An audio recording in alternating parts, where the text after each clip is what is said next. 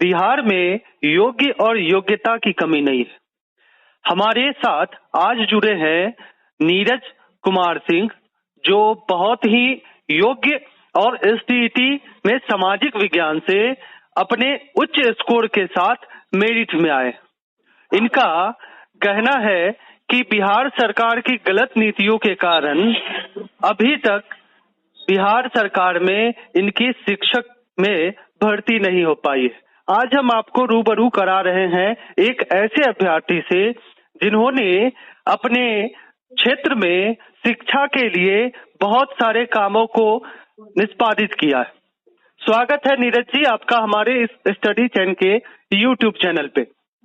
नमस्कार आनंद सर, आपने मुझे इस लायक समझा कि अपने यूट्यूब चैनल में मुझे अपनी बात रखने का सुअवसर दिया। इसके लिए मैं पुनः तमाम शुभचिंतकों की तरफ से 30,675 मेरिटधारियों की तरफ से हृदय तल की गहराइयों से नमस्कार।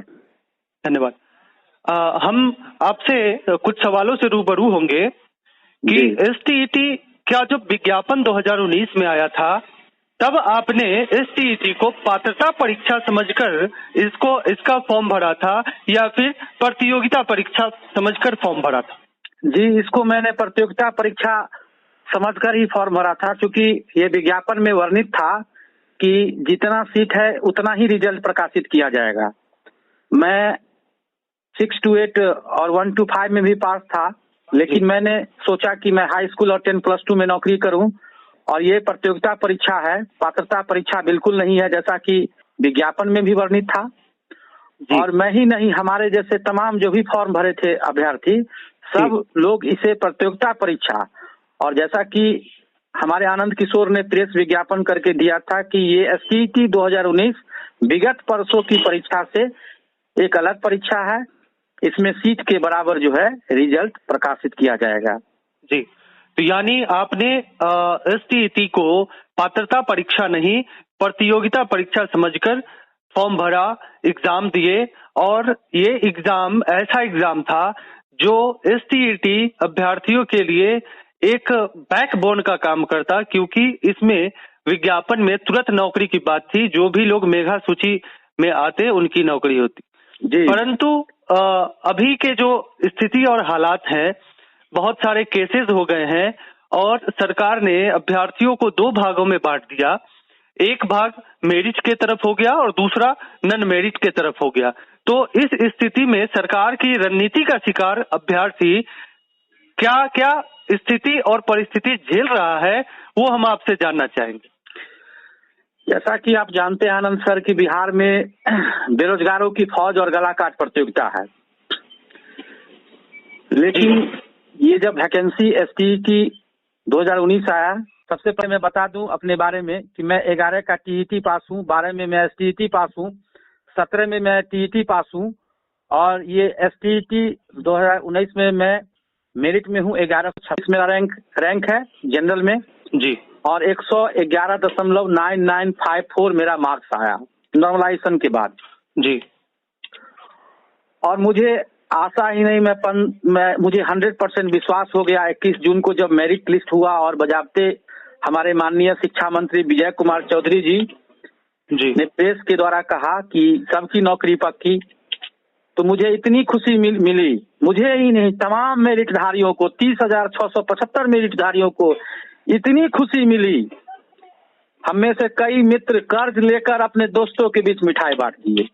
मेरे पास भी जो पैसा था उस पैसे में अपने दोस्तों के बीच मैं मिठाई खिला दिया, खुशी में। खुशी का कोई ठिकाना नहीं था जी। लेकिन सरकार की जो ये दोहरी नीति है, पहले कुछ बोलते हैं फिर बाद में कुछ बोलते हैं जी। 12 मार्च को भी बोला गया कि सबकी नौकरी पक्की, जब मेरिट आया तो भी नौकरी पक्की, लेकिन फिर आखिर 5 दिन के बाद ये मेरिट बराबर नन मेरिट कैसे हो गया? क्या 112 नंबर बराबर 75 नंबर हो सकता है?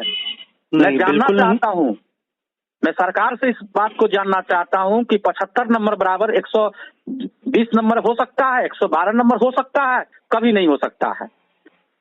मैं सचिवालय सहायक CGL 2 का मेंस क्वालिफाइड हूँ, उसमें मेरिट में मैं नहीं आया, मैं बाहर हो गया।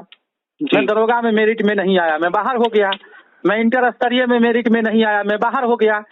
जो भी प्रतियोगिता परीक्षा होती है उसमें आपको जो है मेरिट तो बनता ही है, तो ये भी तो प्रतियोगिता परीक्षा थी।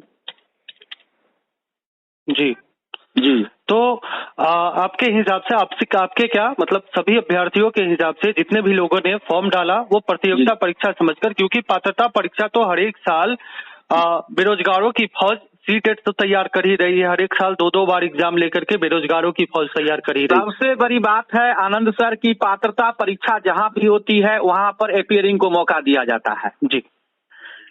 ये पात्रता परीक्षा बिल्कुल नहीं था, ये प्रतियोगिता परीक्षा था।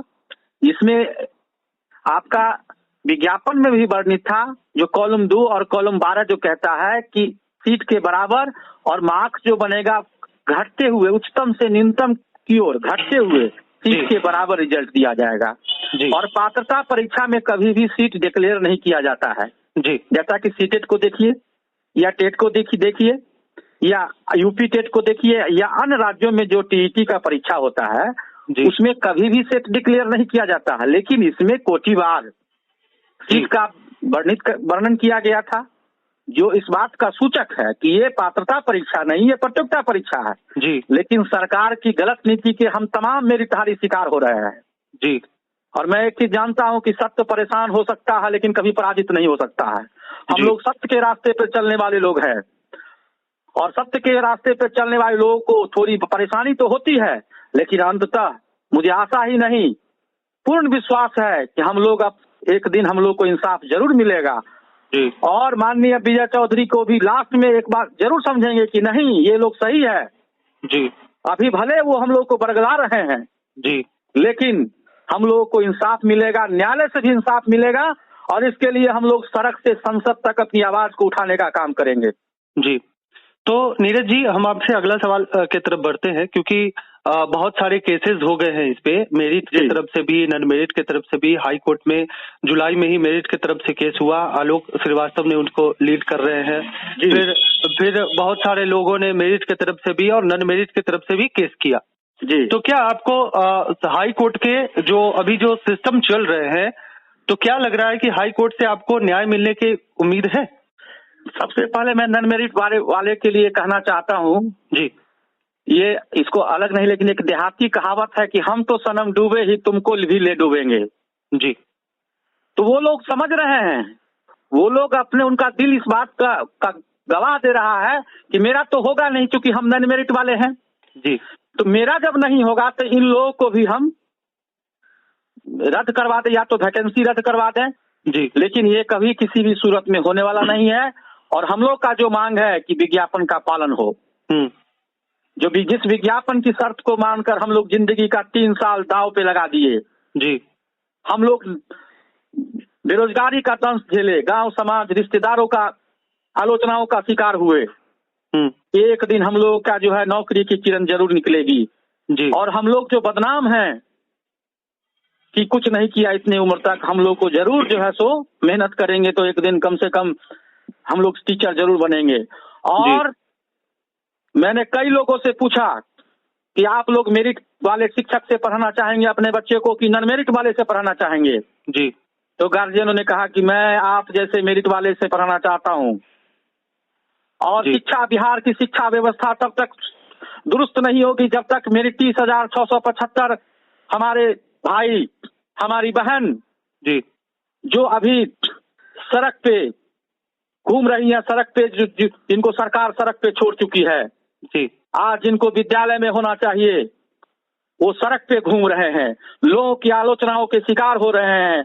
यहाँ तक लोग कहते हैं कि ये झूठ बोलता है, इसका कहीं नहीं हुआ है। जी। ये सब किसके कारण हो रहा है? ये हमारी सरकार के माननीय शिक्षा मंत्री विजय कुमार चौधरी के कारण हो रहा है। क्योंकि 30 जून को मुझे याद है कि वो प्रेस कॉन्फ्रेंस करके बोले थे, इलेक्ट्रॉनिक मीडिया और प्रिंट मीडिया के माध्यम से कहे थे कि सबकी नौकरी पक्की। जी, सबके घर में मिठाई बंटने लगे थे, पकवान बनने लगे थे, पूजा पाठ सत्यनारायण भगवान का पूजा होने लगा था। जी। लेकिन उसको 5 दिन के बाद जब नॉन मेरिट वालियों ने आंदोलन किया तो भीड़ तंत्र के आगे लोकतंत्र झुक गया। जी। जो कि हम लोग के साथ सरासर नाइंसाफी हुआ। तो मैं माननीय विजय कुमार चौधरी हमारे स्थानीय विधायक भी हैं जी, तो मैं चाहूंगा उन तक इस बात को पहुंचाने का काम करेंगे, क्योंकि वो भी पूर्व में एक बैंक अधिकारी थे, वो भी मेरिट में थे तभी तो बैंक में ज्वाइन किए। नॉन मेरिट में रहते तो बैंक में नहीं ज्वाइन करते, बैंक अधिकारी नहीं बनते जी। तो मैं चाहूंगा कि हमारी आवाज को, हमारे 30,675 जो मेरिटधारी हैं उनकी आवाज को सरकार तक पहुंचाने का आप काम करेंगे जी। सबसे बड़ी बात होती है जी कि हम लोग जिंदगी का 3 साल बिता दिए, हम लोग अपने जो प्राइवेट जॉब में थे, सीबीएसई स्कूल में पढ़ा रहे थे, हमारे कई मित्र डॉन बॉस्को में थे, हमारे कई मित्र नोट्रे डम में थे, हमारे कुछ कई मित्र संत माइकल में थे, हमारे कई मित्र डीएवी में थे, हमारे कई मित्र डीपीएस में थे जी। सब लोग छोड़ के दिन रात जिस तरह अर्जुन को चिड़िया की आंख दिखाई पड़ती थी, ठीक उसी तरह हम लोगों को एसटी चिड़िया रूपी एसटीटी दिखाई पड़ता था, कुछ नहीं दिखाई पड़ता था जी कि हम लोग टीचर बनेंगे और समाज में जो शिक्षा का स्तर जो गिरावट हो गया है उसको ऊंचा उठाने का काम करेंगे, हम बिहार को केरला बनाएंगे जी। लेकिन जब तक हमारी सरकार हमारी आवाज को नहीं सुनेगी, न्यायालय से हमें इंसाफ नहीं मिलेगा, तब तक हम लोग मसूबे में अपने लक्ष्य में कामयाब नहीं होंगे। जी जी। हम आगे की रणनीति के बारे में आपसे चर्चा करेंगे कि क्योंकि आप थोड़े से एक्टिव रहते हैं और हमने आपको क्योंकि हमारी आपसे पर्सनल मुलाकात भी हुई है 5 सितंबर के आंदोलन में। जी, तो मैं आपसे पूछना चाहूंगा कि आगे की क्या रणनीति है आप लोगों की, कि क्या सरकार के विरोध में और कुछ क्योंकि बार बार आंदोलन हो रहे हैं और आंदोलन का निष्कर्ष क्या निकलता है ये तो अभी तक स्पष्ट नहीं हो पाया है। लेकिन अभी कुछ दिनों पहले यानी 3-4 दिनों पहले एक शिक्षा विभाग का लेटर आया है और उस लेटर में क्योंकि फिजिकल टीचर और एसटीईटी के अभ्यर्थियों के लिए एक साथ विज्ञापन एसटीईटी निकाला गया था 19 में, तो उसकी बहाली की प्रक्रिया मेधा सूची अंक पे सरकार के द्वारा इस लेटर में कहा गया कि मेधा सूची के आधार पर किया जाएगा। तो आपको क्या लगता है कि सरकार नियमावली में बदलाव करके आपके जो मेरिट अभ्यर्थी है उनको भी लेने का प्रयास करेगी? जी, सबसे बड़ी बात है कि विज्ञापन जो ये शारीरिक स्वास्थ्य अनुदेशक की जो बहाली होने जा रही है उसमें एसटीईटी मार्क्स के आधार पर बहाली होगी, क्योंकि विज्ञापन सेम था, एसटीईटी 2019 के तहत ही ये आया था जी। तो मुझे लगता है कि निश्चित रूप से सरकार की भी रुझान बढ़ रही है जी और आने वाले समय में जब एसटीईटी के आधार पर एसटीईटी मार्क्स के आधार पर जब बहाली होगी तो हम लोगों को भी जो है हम लोगों को भी एसटीईटी मार्क्स के आधार पर ही होगा, क्योंकि विज्ञापन सेम है जी। और हम लोग जोरदार ढंग से इस बात को जो है न्यायालय में भी अपने माननीय जो हमारे लॉयर हैं वकील साहब हैं उनके माध्यम से इस बात को रखेंगे कि सेम विज्ञापन के थ्रू, और सरकार भी कुछ न कुछ हम लोग के लिए पॉजिटिव ही करेगी जी। और हम लोग उम्मीद लगाए बैठे हैं कि माननीय शिक्षा मंत्री, और कहा भी गया है कि जिस राज्य में प्रजा खुश नहीं होता है उस राज्य का राजा जो है वास्तविक राजा नहीं होता है। आपके तो हम जी हम चाहेंगे कि 30,675 जो है ये निश्चित रूप से होगा। धीरे धीरे सरकार के भी जो है सरकार भी हमारे बारे में सोचेगी जी, और नहीं सोचेगी हमारे बारे में तो हम लोग बैठने वाले नहीं, हम लोग घर में चूड़ी पहन के बैठने वाले लोग नहीं हैं जी। हम लोग अपने हक और अधिकार के लिए हम लोग कुछ भी कर जाएंगे, हम लोग सड़क से संसद तक संघर्ष करेंगे, न्यायालय तक संघर्ष करेंगे और निश्चित रूप से हम लोग अपने लक्ष्य में अपने मिशन में हम लोग कामयाब होंगे जी। तो आगे की आपकी रणनीति और इस पे विचार तो होगा ही, क्योंकि सब लोगों का संगठन का एक वो होता है, उसके बाद ही कोई निर्णय लिया जाता है जी। लेकिन कोर्ट से आपको क्या आशाएं लग रही है कि कोर्ट आपके पक्ष में निर्णय देगा या फिर सरकार? जी बिल्कुल, न्यायालय सर्वोपरि है, देश के चौथे स्तंभ में सर्वोपरि स्तंभ जो है न्यायपालिका होती है जी। और माननीय उच्च न्यायालय से, और जैसा कि इस मामला आप जानते ही हैं कि यही मामला उत्तर प्रदेश में भी हुआ था जी, और उत्तर प्रदेश में हुआ था तो सर्वोच्च न्यायालय जो है उसने उनका निर्देश था कि विज्ञापन में कोई छेड़छाड़ नहीं, एक बिंदु विज्ञापन के एक बिंदु में भी छेड़छाड़ नहीं हो सकता है, एक शब्द एक अक्षर छोड़ दीजिए, एक बिंदु में भी छेड़छाड़ नहीं हो सकता है।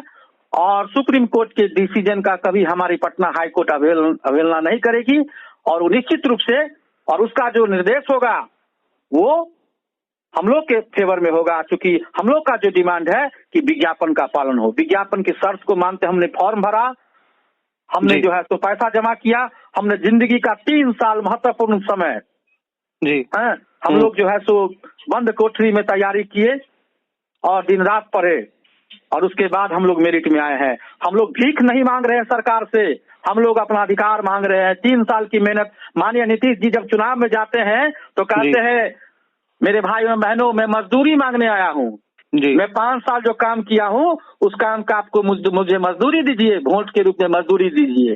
तो हम भी सरकार से कहेंगे 3 साल जो हम लोग दिन रात रूम में पढ़े, दिन रात मेहनत किए और मेरिट में आए हैं, तो हम लोग का अधिकार बनता है। हम लोग आपसे भीख नहीं मांग रहे हैं, हम लोग का अधिकार दीजिए।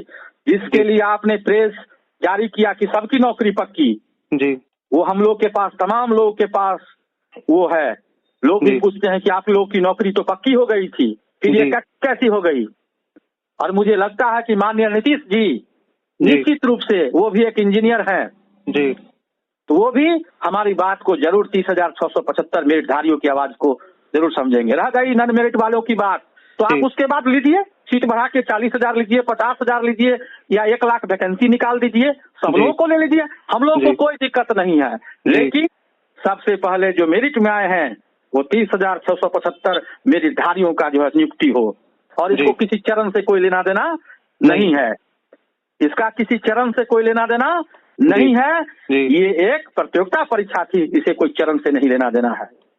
और रह गई बात की लोग कहते हैं एनसीईटी का नॉर्म्स रेगुलेशन, तो मैं जानकारी के लिए बता दूं, या आप तो खुद जानते हैं, आप खुद एक विद्वान व्यक्ति हैं, आप खुद जानते हैं कि ये 10+2 सेकेंडरी और सीनियर सेकेंडरी के लिए एनसीईटी का कोई नॉर्म्स नहीं होता, वो स्टेट गवर्नमेंट का अपना होता है जी, पॉलिसी होता है। तो विज्ञापन जो स्टेट गवर्नमेंट निकाली है उस आधार पर हम लोग का नियुक्ति होना चाहिए जी, क्योंकि सरकार से मुझे बहुत उम्मीद है जी, और सरकार को हमारे बारे में सोचना होगा। अगर नहीं सोचेगी तो हम लोग सड़क से, मैं बार बार कह रहा हूँ, मैं सड़क से, सदन से संसद तक मैं संघर्ष करूंगा, मैं चुप बैठने वाला नहीं हूँ। चाहे हमारी जान ही क्यों न चली जाए, हम लोग जिंदा रह के क्या करेंगे। लोगों की आलोचनाओं के, लोगों के शिकायतों का शिकार होते हैं जी, तो ऐसी जिंदगी जी के क्या करेंगे। अगला सवाल आपसे कि आप ही के कुछ नेता क्रेडिट की बात तो मैं नहीं कहूंगा, लेकिन वो कहते हैं कि मैं आत्मदाह कर लूंगा, तो इस पे आपके क्या राय? नहीं, ये तो गलत है। आत्मदाह करने से समस्या का समाधान नहीं होगा। हम जब मर ही जाएंगे तो संघर्ष कौन करेगा। इसलिए जीना है और संघर्ष करते रहना है, रुकना नहीं है। रुक जाना मौत है, चलना जिंदगी है। हम लोग को जिंदगी जीना है, संघर्ष करते हुए जीना है, और तब तक संघर्ष करना है जब तक हम लोग 30,675 मेरिटधारी किसी सरकारी विद्यालय में नियुक्त नहीं हो जाए। और शिक्षा व्यवस्था हम लोग जब डीपीएस में पढ़ा सकते हैं, जब नोट्रे डेम में पढ़ा सकते हैं, जब डॉन बॉस्को में पढ़ा सकते हैं, जब डीपीएसआर के पूरम में पढ़ाने वाले बच्चे क्या सरकारी स्कूल में नहीं पढ़ा सकते हैं। मैं सरकार से जानना चाहता हूं कि जब मैं इतने बड़े बड़े ब्रांडेड स्कूल में, जिसमें राजनेताओं के बच्चे पढ़ते हैं, अभिनेताओं के बच्चे पढ़ते हैं, एक से एक ब्यूरोक्रेट्स और डेमोक्रेट्स के बच्चे पढ़ते हैं, एक से एक इंडस्ट्रियलिस्ट के बच्चे पढ़ते हैं, उस स्कूल के बच्चे को जब मैं पढ़ा सकता हूं, हम तमाम मेरिटधारी पढ़ा सकते हैं, तो क्या सरकारी स्कूल के बच्चे को नहीं पढ़ा सकते हैं। हमारा सरकारी स्कूल, हमारा जो नीतीश का सरकार का जो लक्ष्य है गुणवत्तापूर्ण शिक्षा, वो गुणवत्तापूर्ण शिक्षा मिलेगा। और जब गुणवत्तापूर्ण शिक्षा नहीं मिलेगा तो गांव से भी लड़के IIT करेंगे, गांव से ही बच्चे मेडिकल करेंगे, गांव से ही बच्चे जो है NDA क्वालिफाई करेंगे, गांव से ही CDS करेंगे, गांव से ही BPSC क्वालिफाई करेंगे। जी बिल्कुल। अंत में आप अगर प्रतिनिधित्व करते होते अगर पूरे मेरिटधारी अभ्यर्थियों की, तो आपके तरफ से उन मेरिटधारी अभ्यर्थियों को क्या संदेश होता? मैं मेरिटधारियों, जो भी हमारे भाई हैं 30